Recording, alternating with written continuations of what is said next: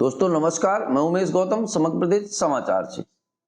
बेहद खुशी की बात है और बेहद गर्मजोशी का माहौल और मुस्कुराने की भी बात है और शर्म करने की भी बात है। आज रीवा में एयरपोर्ट का वर्चुअल पद्धति से उद्घाटन हुआ। देश के प्रधानमंत्री नरेंद्र दामोदर दास मोदी ने वर्चुअल तरह से इसका उद्घाटन किया।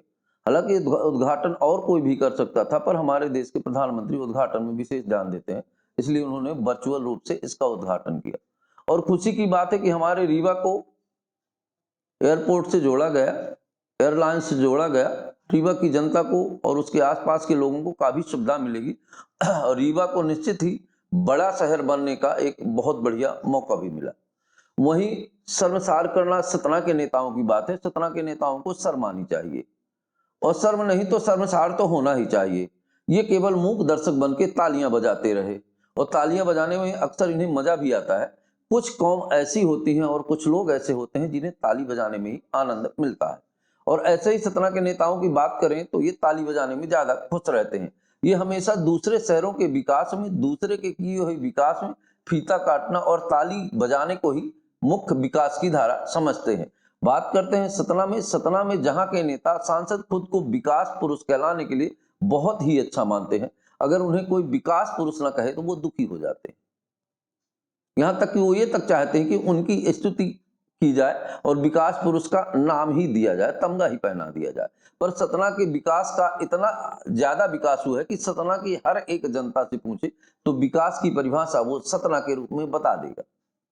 सतना के विकास को जिस तरह से इन नेताओं ने चाट लिया शायद कभी नहीं हुआ। सतना में विकास हुआ है तो जनसंख्या वृद्धि और नेताओं के धन का। नेताओं का धन जरूर बहुत ही ज्यादा आगे आया है, बहुत ही बड़े हो गए हैं, जिनकी बहुत कम हैसियत थी। आज अगर वो 4 साल से भी नेतागिरी कर रहे हैं तो उनकी वास्तविक संपत्ति का सच्चाई में आकलन किया जाए तो शासन भी दांतों तले उंगलियां दबा लेगा। हालांकि भारतीय जनता पार्टी बहुत ज्यादा ईडी का उपयोग किया, पर अपने ही पार्टी के नेताओं के साथ अगर ऐसा उपयोग कर लेती तो शायद देश की जनता में जो 400 पार की बात बहुमत में नहीं आ पाई तो बहुमत में भी आती और 400 पार भी आती, क्योंकि भ्रष्टाचार पे थोड़ा सा लगाम लगता। पर भ्रष्टाचार तो असीमित दौर का है। पर आज हम बात भ्रष्टाचार की नहीं कर रहे हैं, सतना के विकास की बात कर रहे हैं। तो सतना के विकास की जहां बात आती है वहां बड़ा दुख होता है। सांसद जी को खास तौर पर एक बात और बता देना चाहता हूं कि ये एयरपोर्ट का जो मामला है ना, ये नगर निगम के अंतर्गत नहीं आता। अगर ये मामला नगर निगम के अंतर्गत आता तो निश्चित तौर पर सांसद जी ये कह देते कि नगर निगम का दोष है। जबकि आपको बता दें सतना का सारा विकास पूरे जिला के अंतर्गत आता है और पूरा जिला में विकास की गंगा बहानी चाहिए। पर माननीय के द्वारा कभी विकास की नहीं, बजट का ध्यान दिया जाता है। हमारे सतना में ये ऐसा लगता है नेताओं को कि कितना बजट आ रहा है और कितने बजट पर हम जो है इस पे इस तरह से काम करेंगे। पर बजट की रूपरेखा के आधार पर काम होता है, पर सतना के विकास की कोई बात नहीं करते हैं। इसीलिए सतना को शर्मसार होना चाहिए।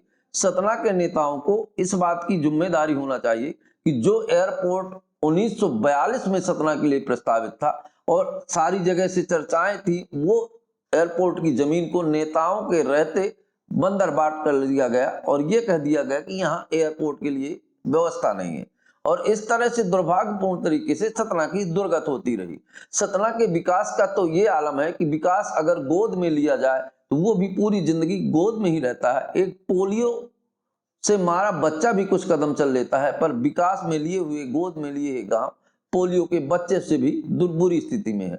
तो सतना का ये दुर्भाग्य कहा जाएगा कि सतना के विकास में केवल शिला पट्टिका पर नाम लिखाना और शिला पट्टिका के बारे में ही प्रयास करना। आपको एक बात बताएं, छोटा सा अपने यहाँ मेडिकल कॉलेज बना, मेडिकल कॉलेज में शिला पट्टिका 17 बार तोड़ी गई, ऐसा सूत्रों को कहना है। मतलब नेता मेरा भी नाम लिख दो, मेरा भी नाम लिख दो, हम मेरा भी नाम लिख दो, इस तरह करके नेता नाम लिखाने में रह जाए। वहीं मेडिकल कॉलेज बनने के बाद आज तक अस्पताल नहीं बन पाया मेडिकल कॉलेज का, जिससे लोगों को लाभ मिले। तो यहाँ के नेताओं का ये नियम है कि जो धन आ रहा है उसका आहरण हम कैसे करेंगे, ये इसी को वो विकास समझते हैं। पर ये सतना के पूरे शहरवासियों के लिए शर्मनाक बात है और दुख की बात है कि जिन्हें हम 25 सालों से अपना मत देते रहे, उन्हें अपना सर्वस्व मानते रहे, ऐसे नेताओं के आगे आज हमारा सर झुक गया और रीवा आज एयरपोर्ट अब बड़े शहर बनने की लाइन पे में है, पर सतना दिन प्रतिदिन नीचे जा रहा है। सतना का विकास होता था, ग्रामीण क्षेत्र के लोग आते थे और सतना का व्यापारिक केंद्र भी बड़ा होता था। पर वर्तमान समय में वाहनों के चलने से और रेलगाड़ियां चलने लगी तो लोगों का सतना आगमन वैसे ही कम हो गया। पर जहां ऐसे विकास पुरुष राजनेता और नेता रहेंगे, उसके विकास की उम्मीद और कल्पना करना ही दुर्भाग्यपूर्ण है। दोस्तों नमस्कार, मैं उमेश गौतम, समग्र प्रदेश समाचार से।